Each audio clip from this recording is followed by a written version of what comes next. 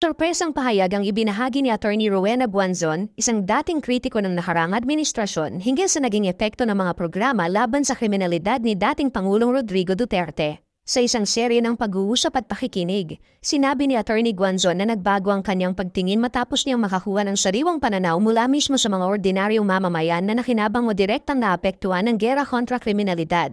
Sa kanyang pag-amin, kinilala ni Guanzon ang kanyang dating posisyon bilang isa sa mga mahigpit na bumatikos sa mga programa, ngunit iginiit na nag-iba ang ihip ng kanyang pananaw pagkatapos niya mapakinggan ang tinig ng mga nasa ibaba.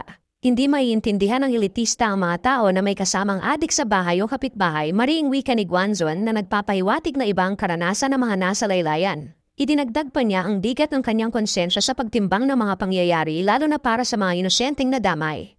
Gayunpaman, binigyan din niya ang kanyang obligasyong pakinggan ng katotohanan mula sa iba't ibang sektor. Ang tagal ko tinimbang ito dahil malungkot ako para sa mga inosenteng nadamay na kinamatayan ng mga pangyayari, pero hindi ko pwede ipikit ang mata ko at takpan ang tenga ko sa mga istorya na narinig ko sa palengke, public transport, barbershop at kung saan-saan pa pagtatapos ni Guanzon. Ang pahayag na ito ni Guanzon ay nagbibigay liwanag sa komplikadong epekto ng mga nakaraang programa sa kriminalidad, kung saan ang pagbabago ng pananaw ay bunga ng direktang pakikipag-ugnayan sa komunidad.